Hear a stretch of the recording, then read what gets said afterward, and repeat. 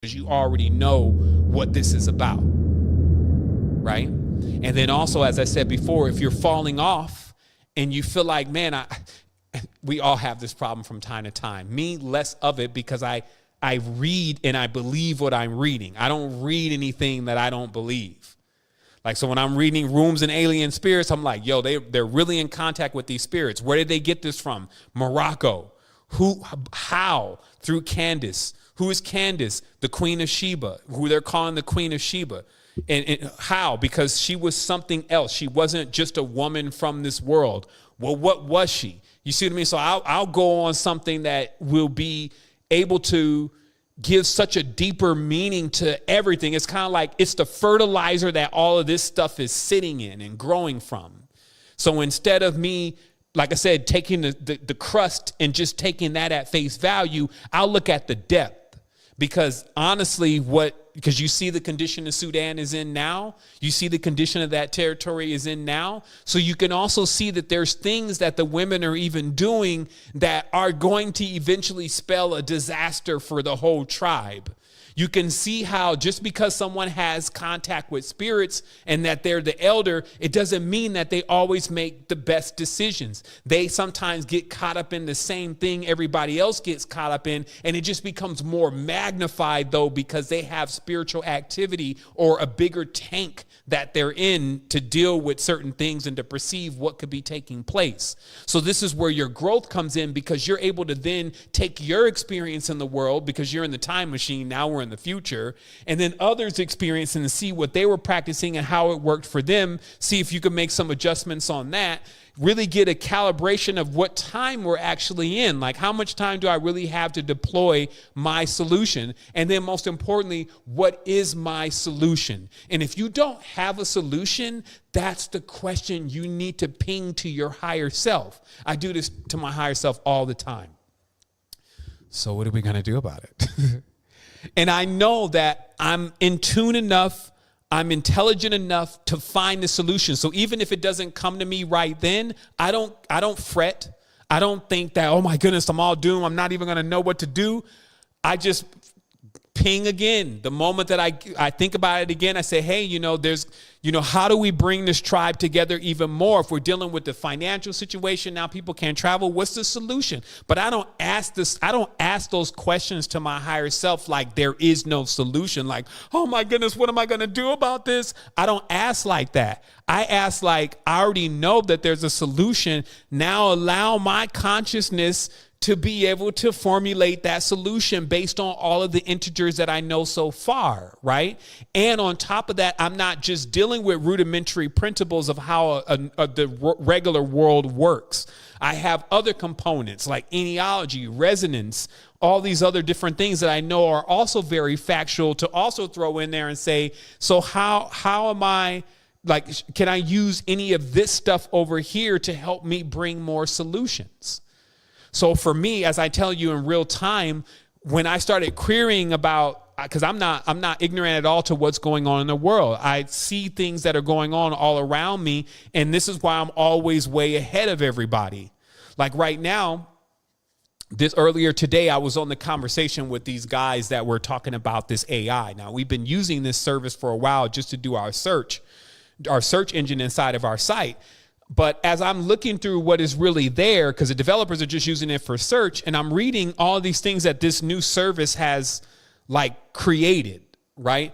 And what it creates is this extreme relevancy. Now, I think that when somebody says they're using AI, this becomes like the buzzword these days for companies to try to enlist more clients, because technically AI is nothing like what we think that it is. It's another, oh my goodness, it's something to worry about, when really it's the people's hands that the AI is in.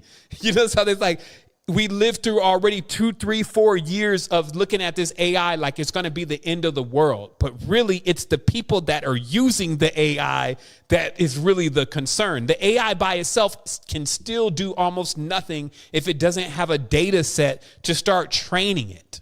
You see what I mean? And so what I started conceiving is that, well, why don't we train this thing everything that I know? And so that it can make sense of that to people, so that way it could give them exactly what they need. Because what I have to do and what a large chunk of my day is spent on doing is creating content that I know is going to be the best content that I could deliver for the moment to give everyone the greatest level of benefit and impact on their life. I literally do this every day. And if I can't find nothing, nothing goes out. And now when I'm looking at all of the stuff that we have, that becomes the big issue. It'd be like, there's so much.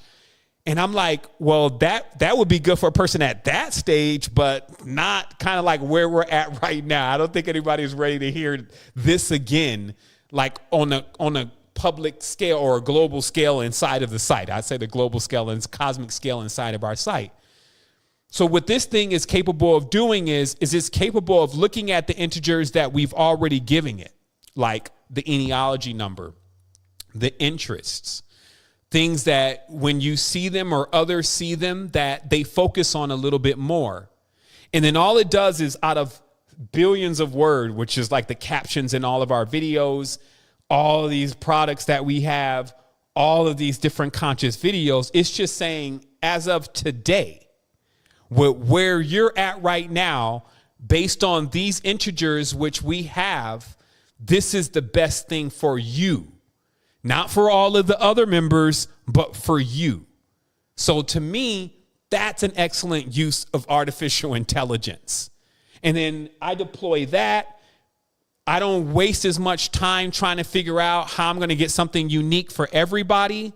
Something's already serving that up, and I can focus more on the personal experience of how we're going to end up transmuting what we've developed so far into, as me and Dominic were talking about, first of all, we need to start with the implementations of the basics in people's homes together, right?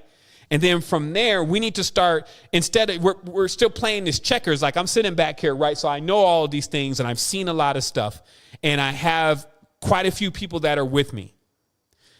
However, I can see where we need to go to a whole nother level if we're going to make a real impact here.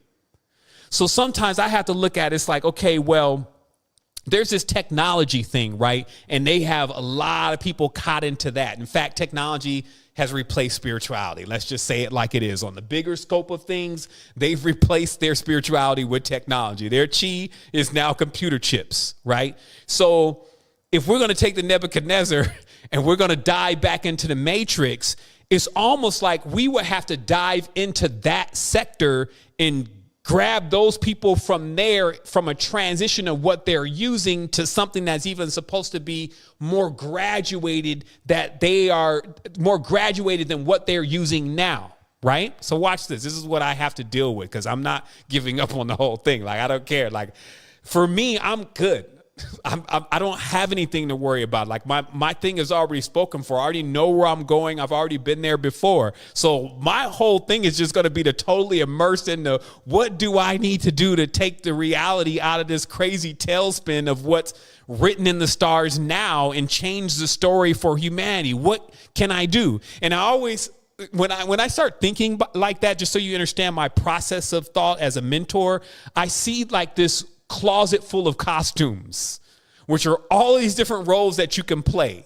And if you could play it to the bone, you would get a result. It's like, let's say a star or an actor, the best stars and actors, they can play their role to the bone and they can get people even to the point where they actually believe that that role is serious. And then they make changes based on that role. So sometimes when I see that cabinet of costumes there and I see this technological world, I say, you know what? I can go right into this technical world and blow open their entire framework with spiritual AI. It answers all of the real problems. You got to think about, even when you're showing things to people, now it's not even enough to just talk about this, right? Like, look, I look like this. We got this going on in the background. This is pretty much the static thing that we deal with, right? But every time they're ready to tell somebody about something going on in reality, they do a commercial, right? And then they get the lights all together. The fog be coming through. They get a couple actors. They get a narrator. They say the story. And in 3 minutes, they're done. And if that, like a Super Bowl commercial, is good enough, people start thinking like that. And that becomes a part of their reality. But see, where the conscious community, quote unquote, is they feel like they're stooping to a level when they would even go and try to create like a video that would introduce a different concept than where we're at already. I'm not interested in staying where I'm at. I'm interested in where we can go with this. Like I said, I see the reality in like stuck, basically. I see so many people still in this fake dogmatic straitjacket. And then I also see the capitalizers where they're like, good, we got them in the pen. We got all the chattel inside the pen. We could just do one thing and they're going to give themselves to us. Like all we got to do is remove their money. All we got to do is turn off their damn internet. We're so sensitive right now. We're vulnerable. And I don't feel comfortable with that. Sometimes they say, okay, you're supposed to feel comfortable with your vulnerability spiritually, but that can't apply to everything. You can't drink the Kool-Aid is what I'm saying. You can't hypnotize yourself. Yes, there's supposed to be a place where we can be vulnerable and open ourselves up, but that ain't going to be everywhere. You can't open up your sore right inside of the trash can. You're just going to catch an infection. You need to know and move, not like every single thing blankets, like every single way of your life blankets every single thing that you do.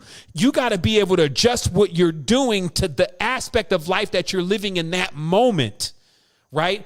Especially when you already know what you want. And that's why I started this whole thing in the beginning, man. You got to know what you want, because other than that, all you're going to be dealing with is life. And in life is somebody who's going to tell you what you can have. And then guess what? You may even get silly enough to start believing them. And the next thing you know, you forfeit a perfect opportunity to glide beyond the stars, meet some other beings that are from somewhere else, even like all of the things that we keep listening to this world about, it limiting us from being able to experience. Now it's like, oh, you can't be around white people. Oh, I would stay away from black people.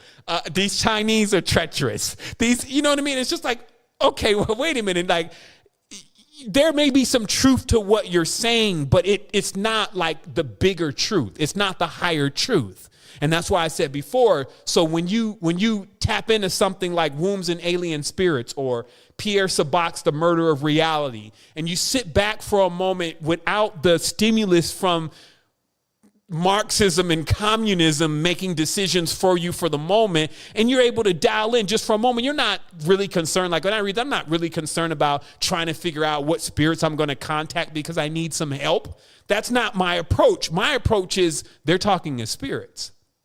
And it seems like there's really spirits over there. So we can conclude then that there are spirits. Next, all right, it seems like, so my research on this was I started creating a dictionary of the words they use, because it's something that I found out a while ago, like maybe actually it came across my mind again, but it was talking about how when the first languages were developed, that all of the words that were good or meant good in the language were the name of the God. Okay, I'll say that again. When languages first start being developed, and you know that languages are very powerful in their first development, for tribes that were developing languages, the word they used for good was the God. And anything that was like pleasure, pleasant, lovely, beautiful, all those were names of the God. So the actual words they used were the names of the God. Okay, so with knowing that, when you go back into any archaic language and you say, so how do you guys say good? The word they're saying is the name of the God. And then once you start stacking up enough of those words, you actually get an idea of the actual energy in which is representing that entire nation. You see? So it's a way in order to cross-reference and back-engineer the actual spiritual connection that the nation has. So in the event that they lose the spiritual connection, which we actually see can happen, contrary to what most people, oh no, you can never lose your spiritual connection, drinking the Kool-Aid. You can become a Marxist communist and it would be like you were never spiritually connected because you adapted into a program that was played out to you like a chessboard and you never even really saw it coming as you kept being inducted into the next stage of a well thought out plan of how the mind moves. The mind moves first with this division trying to separate itself from the other one. Then it likes to create the appearance of popular support. What I'm doing is what everybody should be doing. Then it likes to come up with its own words. Yo, we bad, right? Yo, this is bad. We woke. Yeah, what's good? Everybody good? It creates its own lexicon. And then it loves to go into that cancel and call out everybody that's not a part of that new thing anymore. And then it loves to then go from there to just chaos. Like, all right, y'all don't want to listen to what I'm going to say? Fine, then nobody is going to have fun then. All the way to the point where they're waiting on daddy and mama, surrogate mother and parent government to come in. Now children break up and then create more rules around them so that they can get governed, right? Because they can't handle power. Right? Which is back to that same thing again. Get some power. And so then it loops itself again. And I'm tired of the loop, to be honest. I see the loop so clear and I'm like, you know what? I can't get caught up in this loop. And I gotta make sure that my family, my friends, my tribe, and the people that are around me don't get caught up in this loop if I have anything to do with it and they're listening to me. So that's the reason why today that I came in with the State of the World address, so that you realize that this re-engineering, because that is actually one of the processes, this re-engineering phase, right? And this is when you start removing student fees, stop greenhouse gases, let us fix it for you, but it's going to cost you this. Because this is the re-engineering of their reality, which makes it more convenient for them. But what do I get? It was never me that was polluting the reality anyway. It was your big ass plants. It was yours. You see, so everything that is being offered, well, it wasn't me that charged me for this education that is useless. It was your banking institution. You see what I mean? So you can't offer me a solution to a problem that is not really a problem that I created or a problem that is inherent to me. But if I start to become re-engineered, I start to think that my problem is the same problem that they're actually having or dictating to me. You see what I mean? Then, as we talked about this simulated revolution, the day after day is basically where we have to stay in this simulated revolution state where everybody is talking about what they need to do, but nobody has a damn clue of where we should start.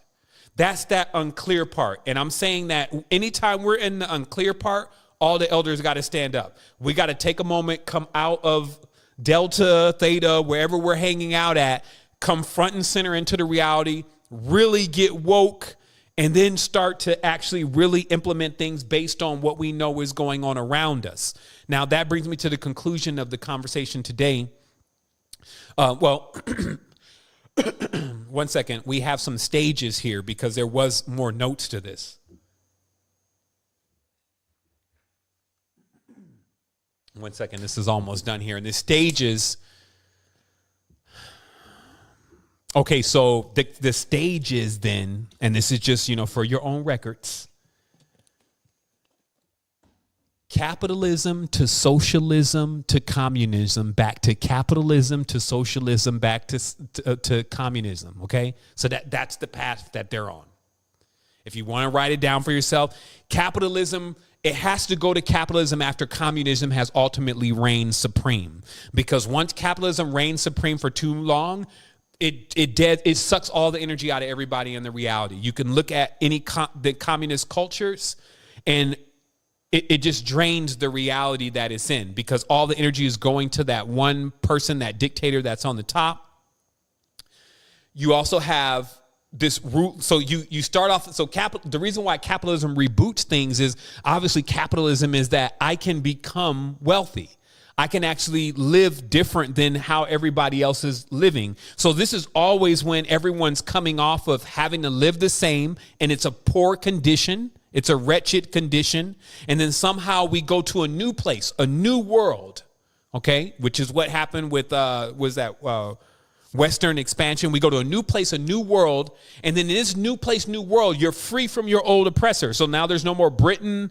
There's no more taxation from aristocrats. There's none of that. Now we're in this new world. And now we're able to actually create our own thing, have our own businesses and to become wealthy like the people who were once our oppressors.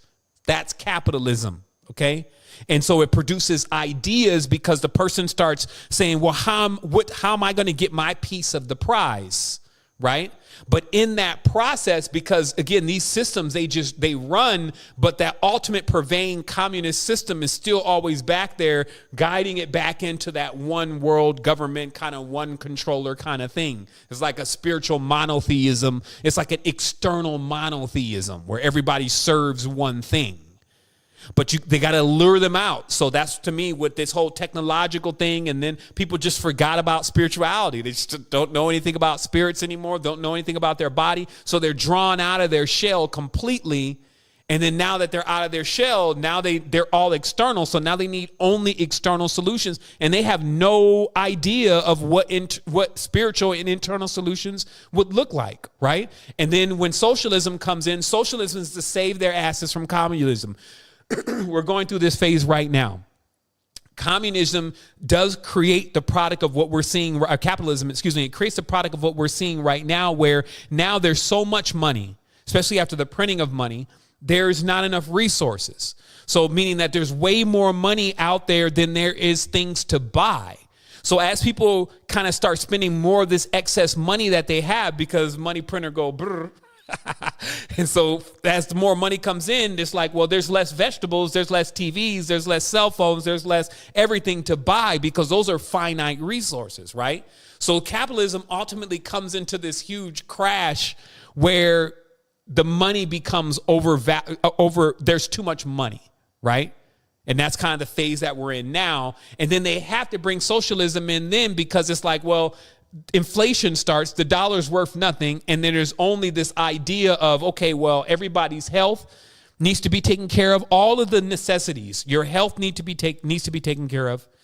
Your food, your water needs to be taken care of. All these things need to be taken care of. But see, when someone else is taking care of you and it's the government, that's how you're giving up your freedoms. So that's what UBI is about. That's what stimulus check is. They were saying that when the stimulus checks start rolling out, they had help wanted signs everywhere. Businesses were hiring, but folks was like, well, shit, if these stimulus checks don't keep coming, why do I need to work? And many of those, mom and pop, a little bit above that companies just went out of business because they didn't have anybody to work. So there were jobs that were open, but if you're going to pay me to stay at home, and I also feel a little more comfortable staying there anyway, I may not catch any of this crazy stuff floating around, I'm going to be more apt to stay at home. Now, the same thing is happening, of course, all around the world. Here in Costa Rica, the driving restrictions are so screwed up, it's based on the plates on the car. So if you have one plate, you can't drive 3 days out of the week, right? So as a business, imagine this as a business. It's already difficult to attract people to your business anyway. Now you're going to get half of the people that you would normally get to the business because they can't even arrive, let alone if they even come out. So too much of that, which they've done in this country, it wrecked the economy. Now they have no choice but to go to the IMF to ask for money. So the first time they went to the IMF to ask for money, all of the Ticos and the people in the country, there was a real revolution, and they're about that life. They was out there blocking the roads where the trucks come down. They know how to get the government to act right. So the government's, okay, we ain't going to borrow the money from the IMF. 2 months later, the pandemic hit so hard. Now the new pretense is we need to borrow money from the IMF in order to pay for the vaccination shots. The people haven't said anything because the COVID here is that wild. As far as people are like afraid now, and they're like, yeah, get the money from the IMF, get money from anywhere, fix our problem. So do you see how that rolled out? They the same thing that they were fighting over now to not happen, they now welcome happening because they're in this position where they're afraid. So this is classic stuff, right? So this capitalism goes to socialism. Socialism's like, okay, well, the economy is destabilized. We need to stabilize it. We're going to give you stimulus checks. We're going to give you UBI. We're going to give you free medication. You can take these shots. We're going to help you. And it seems like what everybody wants for a minute. Great, our government's helping us. But then they flip the switch with now that they're paying you, now that you're depending on them, you're not a sovereign, you're depending on them. Now they come with the rules, and the rules segue into communism. Because it's all about basically what you see in China now. The credit, what do they call that? The China's credit system, right? And it's just based on if you're doing everything they want you to do, you rank a little bit higher. If you start looking at stuff they don't want you to look at, you start talking things that you're not supposed to be saying. Shoot, I probably got bad credit with these folks right now, so I can't depend on them, but you get the lower score. And this implementation of this system, I don't think is very far away on the side of America, because this is exactly what the plan was in the first place. Now, the benefit of knowing anybody's plan. Now, if you didn't know about China's social credit system, you have a link there, or you can Google it. For those watching this in the future. And, if you don't know anything about it, it's already in play if you just want to see kind of how it works. And what I'm saying, though, is, man, forget that. And if we're going to do something about this, we're going to have to do something about this now. It's not exercise anymore. This is real world. I got some pointers for you of what you can do as solutions, because remember that for us, the most important thing to stay regenerative and to stay empowered is to actually stay joyful.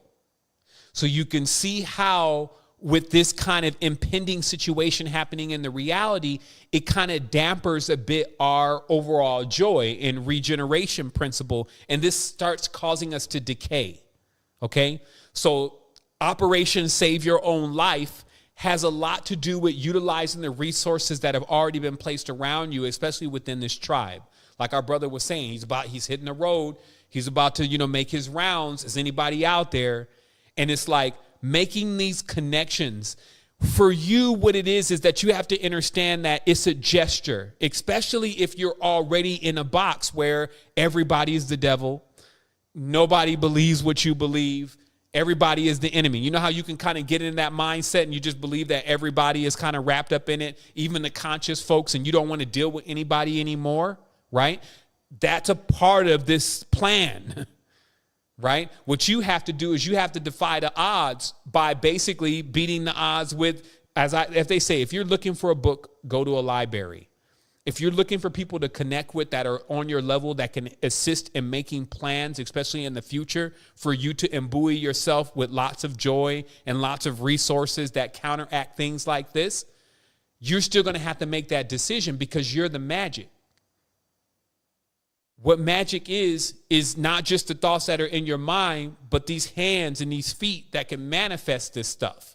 It requires an action from you, or something that you do to create something that you may not think is really powerful and important, but really is. When you're going out and you're meeting others and you're connecting with others and you're making plans, like when you start setting your mind, because you may be sitting over there like, okay, well, shoot, I'm in an apartment building, so I definitely can't put any solar panels in this. How am I going to get really sustainable? I'm trying to explain to you that none of the things that you really want to do in life happen in a linear way. Like you just had the money already, and you just had the education already, and you was just right in the right place at the right time. That's never how it happens. It happens always through happenstance, where all of a sudden the things that you need are attracted to you. I can't say enough about this, that it's not just this secret law of attraction thing. This is real deal now. You have to be able to make the efforts that are going to attract the things in your space that you're going to need to keep creating your world. And if it takes this kind of stuff happening in the reality that we're actually living in, so be it. Because right now, with us all being on the phone line right now and talking, I'm not hearing mortar shells. I'm not running from incoming fire. I'm not figuring out if I need to defend everybody with this little 9-shot that I got over here or whatever. I'm actually here talking to you, building with the tribe and building with the family. So what we're building on is something that we can keep forever. We're building on something that, like, even right now, they sleep on it. Like, okay, well, I guess it's all over. I guess it fizzed out. And we're like, man, we haven't even really launched yet. Like, we've been back here for 10 years in beta, just seeing what really can we do and how should we do it. It's almost like, again, I'm not in some box where I'm like, well, it's always got to be just this spiritual narrative. I'm looking at like, we got to play chess here. Like these people are strung out on one end of things and we actually need them. See, it's another thing also to be like, well, shoot, we got this under control. We don't need anybody. We're not there yet. We need hundreds of thousands, if not millions of people coming into the advancement of their consciousness, enough for us to create an ecosystem and a network to where we can begin fueling each other in a variety of ways. Right? So what does tribes really do? Tribe, they have children together. They create things together. They're able to patronize one another and to sustain each other. So our vision is just beginning, but it's a vision nonetheless coming into manifestation. It's not something that we're just like, well, maybe this can happen. It's something that we're very adamant about happening. And what gives us the advantage is we're also not sticking our head in the sand to what's really going on around us. The reason why I feel so comfortable about the solutions that we bring in and how they work is because I'm not sitting in some kind of perception that doesn't include everything that's really going on in the reality. Okay, so you know how that can happen. It's like sometimes you can get into this stuff and then you just feel like that the only thing that exists is just spirituality. I consider all the things, the races of the people, the haplogroups, even the genetics, different things that are very important, but maybe somebody is not thinking about all of those components. And I consider all those components before I come up with a solution. So I just want to say with this tribe today, that is your state of the world address.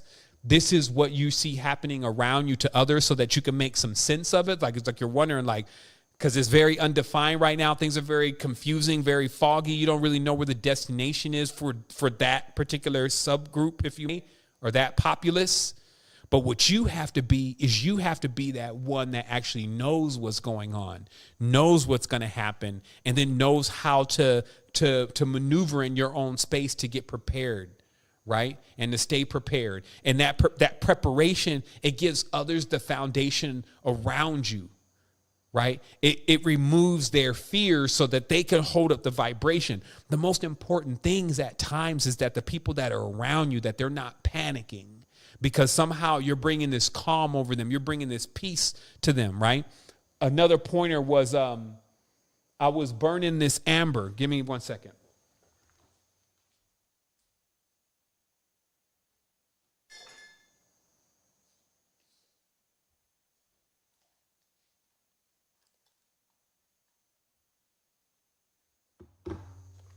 So this little piece of amber, right? I got it off of Etsy. It just is in this little bag. And let me grab a link to this real quick. This little piece of amber right here is dynamite. There's a smell of this stuff that the moment someone comes in and smells this, they just calm down. Whatever kind of static they had going on, the moment it hit them, they're just like, okay, it's going to be all right. And what I'm saying is that, I'm going to grab the link real quick. What I'm saying is that, man, we have to stay up on our alchemy in this. Like, you can't even forget you can't, if you be thinking about everybody else at the time, and you can't forget for yourself to stay, they say, put on the whole armor of God. You know how they say that, right? We need to start seeing that as all of these metaphysical correspondences and things that we use to empower ourselves, how we use elements in things inside of the reality to make sure things stay stable while we're working on the big plan, right? It could be sometimes you having just that right kit, just that little packet, and you come into a space and everybody's going nuts about something because they're already going nuts. And then you hit them off with something that just takes things to an entirely different level. And then they're able to calm themselves, because what you really are then is you're actually the elder in the space. So I have to share this because I've come across some elements that are not as like fresh and stuff like that. And this one right here, though, you're burning a little bit of this. And like I come in 2 days later and I'm still smelling this stuff. So I'm like, okay, we can back off a little bit more, but not smelling it like in an agitating way, but smelling it as like, man, this stuff is very powerful. And it brings a certain energy into things that gives you a ground right away, and in a sweet, pleasant connection into the space, right? So check that out. I mean, it was like $10. I bought this little thing, right? Like, I think I'm going to buy like a bigger one. That way I have some on hand. But just staying conscious of what really works for us and not going into all the time what works for, or what they're saying is going to work for everybody else. Okay. So that's one. So remembering your craft, right? The second thing is that, remember, like, you're good. Like, everybody's for all those people who are trying to figure out what their status is with God, you're not in that category. So from there, you need to be very innovative about what kind of transformative thing you're going to bring into the world to take it out of a tailspin, right? Reinvent yourself already. You can always come back to this. You can always come back to how you were. But sometimes we need to be thinking, just how enigmatic can you really be? Like, with all things considered, challenge yourself with these things, because you would be amazed. I'm doing this to myself all the time. I'm like, well, it's about time for you to change up. I feel it coming. And I'm like, well, the LMS, we're almost done. Like, Dominic passed me the last list of the things, the courses are sorted in. That thing is on boom. I'm like, man, this thing looks incredible for somebody just coming in and saying what is available to me. For me in this, it's just like, it's perfect. And as we bring it over into an app, it's just like, it's one user experience that connects you with everything. So it's like, well, now when we're done with that, and then we have something that can populate things uniquely, and I don't got to keep creating things every single day, which we've kind of created enough. That brings a whole new vista in front of us. Like, okay, so what should we go after now? Should we go after it all at this point? Like, we still have 2 million children stuck in Fortnite. Like, should we go for this whole thing and be like, look, let's take this thing out of a tailspin? But I can only conceive that when I'm stable. If I'm feeling like that I'm got to preserve my own self in this or my own family in this, then that doesn't put me in the right type of stage to say, you know what, I can chameleon this for about 2 more years. I go into a whole different form, track everybody to that, take them out of a tailspin because I have already the history of doing something else. Then they look at that, they become that, and then you see what I mean? You got to be thinking like this. You can't be like, I'm just trying to preserve where I'm at right now and make sure everybody loves me and looks up to me and all this kind of stuff. And it's like, meanwhile, the rest of the whole... You know what I mean? So you got like 0.5% of people with you right now. You're like rubbing your hands together like it's success when the whole 95% of the people are going down the drain.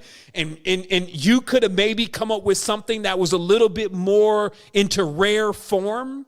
Because now you think about it now, it's like, I think we kind of blew the lid off of the conscious community when you think about it, yet they're still getting the memo. It's like everything they're just talking about now, it's like, homie, we really blew beyond that, man, like serious. So now what's next for us? Because surely it's not our end, and you can't count on us just staying right here. That's not our story. So what does that look like? And this is what I challenge my consciousness and my higher self to, produce some results already, higher self. If you're an angel, well, I'm sending you a command.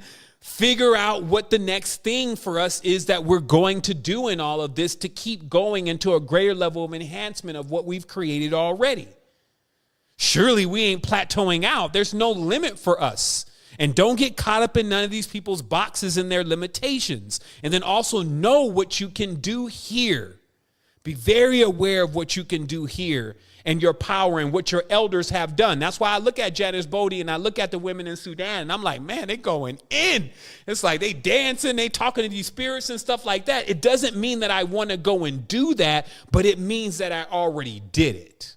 You see what I mean? Because I know the power of this DNA. And that's the final thing that I wanted to leave you with today is that, see, if you feel like this is why we started this whole movement, because It felt like everything was trying to be more powerful than us. We had this God and we had these governments and all the rest of these G's, these Freemasons and all these people around saying they're more powerful. And then what happens then is that you become extremely demoralized. You just feel like that, you know, your bad luck is the reason why you can't make it to the top and that they somehow have something that you don't, when that's not the truth. But you have to stand in your truth to know how powerful you are, to know that if you're standing in the face of, I don't care, Xi Jinping looking like Winnie the Pooh and all, it's like, but still, I know who I am.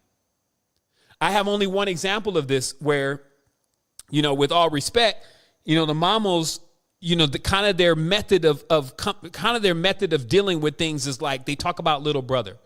You know, little brother's the problem with this, and little brother done this, and little brother done that. And that's kind of like their demeanor even. They kind of feel like everybody else is messing it up. And they're the ones that have this way in which life is supposed to be conducted, right? And in one session, one of the guys, he kind of started talking to me like that.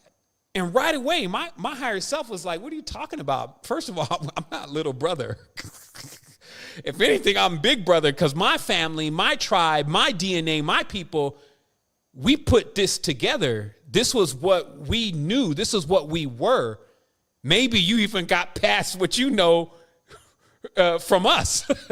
I'm not feeling like little brother. You see what I mean? I'm not feeling like some ultimate supreme leader is the one that I should be calling on. So if there's anything that you have gotten from this American or American culture that you just went through, is your dignity and your pride, where you don't feel like that you need to pledge allegiance really to somebody else's government or some other master, like they're going to be the controller of your life. What you were really freed from with secret energy, the resistance, etc., is from reliance on phantoms, things that don't even exist. It's not a day goes by where I just have to shake my head. I watch a Palestinian video and it's ridiculous down there. It's just reduced to rubble, right? And they're over here talking about Allah. And I'm like, man, this lets you know how crazy the condition can be. What does Allah have to do with this? If Allah ain't coming right now and is not helping this and hasn't done me and Allah, we about to fall out. It's just like that. That's independence. That's sovereignty in your consciousness. Same thing, they'd be like over there in the, you know, they got Adonai and Adonai do this, right? And meanwhile, they having to protect themselves from missiles and shit. I'm like, Adonai is out at this point. It's like, I need to be figuring out what's going on with this being and where this being is at. Not calling upon things that have so far showed that it can't deliver for the people who have been, man, these people have been, what do you call that? This is faithful. I guess we can use that term. There are people here that there are people there that practice that tradition. They really go in. And yet the results that they're given at times is their whole family is leveled overnight. And this is Allah?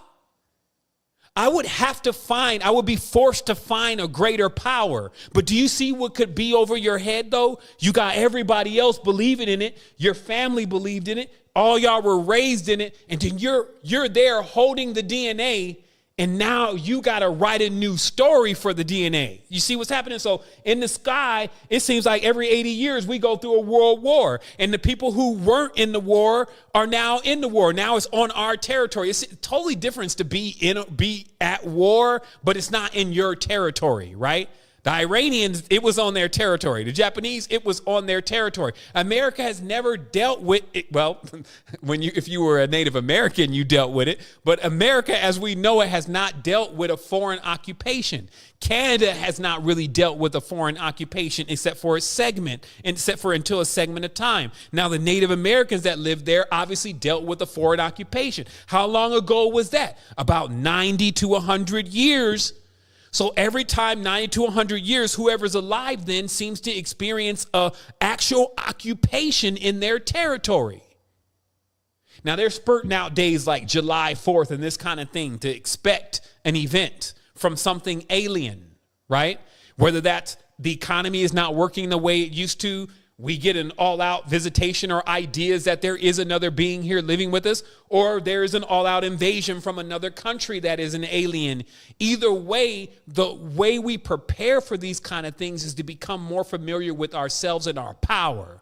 And then when we have familiar with ourselves and our power attracts everything that we need. It creates the path. Like, it's interesting how when we look at this Kabbalah, right, they tell you this is 22 paths, but people never really think about this like these are actual paths that people are actually on. They just think of it as like a theory of how, and they go into all this stuff, like the worlds are constructed, how life and the kingdom is running, and all this stuff that seems to have no application to them. But this is a reality of just saying you have 22 paths that you can take in this Sephiroth. Depending on what path you're on, and as they show in, I'm going to send the link across. It's called the Amphitheater. Kunrath created these diagrams that were all the alchemical diagrams. And these alchemical diagrams are the ones used today to bring you into an awareness of what they began to call Christian alchemy. Okay. And this is also some of the greats like were. What was the first name? Samuel Were, right? So if you've read, that's the Holy Matrimony and all of those, or the Divine Matrimony, those books that really go into, I mean, Were has some very powerful books on occultism, right? But that's also still called Christian alchemy. And it's called that because there was an effort to begin the process of bringing an awareness to the evolved state of consciousness, i.e. activation of Kundalini, right?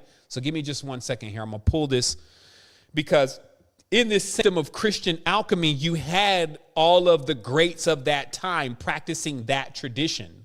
And let me just go to my history real quick here.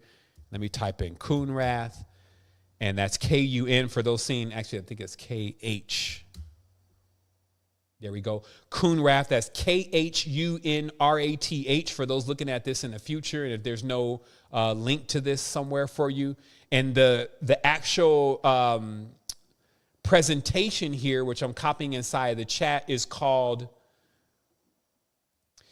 The Alchemy of the Amphitheater, right? And this is based on, it's called Infinite Fire. There's 3 of these. It's the Infinite Fire webinar. And this gentleman, he breaks down the definitions of the alchemical. He breaks down the definitions of the alchemical designs that Kunrath was drawing in his amphitheater, which was basically the alchemistic diagrams that people are using today, but generally for show. Like, because these diagrams, they look like you should know something, but not few people have interpreted them because they're in Latin. Now, what you'll hear him mention, I think it's somewhere around the 56-minute mark, is you'll hear him break down that basically this guild of because this was John Dee, all of these people were all in the same circle. They were all in the Royal Society practicing royal magic. And they had this chart where they showed that there were 22 paths that you could really go down. And they explained what these 22 paths were from an occult level. Now, he only breaks down 2 paths because he's interpreting it from the Latin. He says one path was basically the path of being able to create, as we called it, the Immaculus, the Golden Lotus, being able to actually create another entity with your own mind. That's one of the paths, right? But Kunrath makes a note that this path led to a certain level of perils through vanity. But then, so he also mentions that basically out of all the 22 paths, only one of the paths were not a dead end. So this just means that in the world, Islam could be one of the 22 paths, but there would be a dead end at a certain point. It wouldn't lead you to yourself. And what they showed is that there's only one path that would lead you to yourself. And then on that path, they put the Hermetic symbol, Hermes. So you would need to know the meaning of Hermes, which is know yourself, as above, so below, etc. You would need to know that maxim to not fall into now just trying to worship Hermes. You see what I mean? You would know that the only path that doesn't lead to a dead end is actually the path through and back to yourself. So there would be no need for any gods before you. You could not have any gods before you. That's why God says, you cannot have any gods before me. See, people are reading these things and they're reading like the God is dictating this, but they have to realize that they're the God, and it's really them speaking and saying, yo, don't put any gods or anything higher than you in your consciousness. I don't care who it is, your baby, your significant other, your husband, your wife.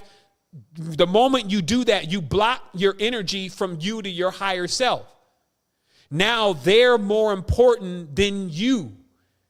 And man, if you're somehow in a position where you need to take care of them, you just screwed everybody just because you have everything in the wrong order. You have to have what you would say is your higher self, because we know this is the mundane. So there's got to be a higher essence of this. So this, when we say the higher self, that's what we're referring to. The thing that when this dies and you're still thinking, that, right? So that higher self cannot be interrupted by something else that is sitting in between, because the moment that something in between makes you mad, makes you upset, makes you angry, tells you to do something that's contrary to your own principles, whatever, it violates the God. Do you see what I mean? And so these principles will lead you to that one path back to yourself. It will allow you to have taken all this as an experience and write your own destiny, to create a different path in your DNA that doesn't lead to war, pestilence, famine, destruction, etc., being blot out, which is an existence that is happening now. We can't say, well, yeah, that would never happen anyway. It's happening now, and it's happening to millions of souls. Now, what you get is that opportunity, just like I was saying earlier, that not a lot of people get the opportunity to really study real occultism and spirituality. It doesn't call them, but like, it's like that path in life is like when you're ready to really go home. You got to realize what's happening here. If there's 22 other paths, that could be the tangent that most people are on, trying to find another God. When you could have had landed on the money this life for real and really have been in a life where you're now ready to walk the path to yourself. And what that path will allow you to do is everything that I talked about earlier in this conversation about this reality and what it's headed to and its collective bubble-like consciousness. That won't be your destiny. And that's what's being presented to you. So I wanted to say wholeness and balanced vibrations. Thank you so much for taking the time and the opportunity to build today in this way with me about just becoming more mature about the power we have and getting reinforced about what we need to be doing now, not falling asleep into a normality that is not normal at all, but actually finishing this process and heading towards the goal of yourself.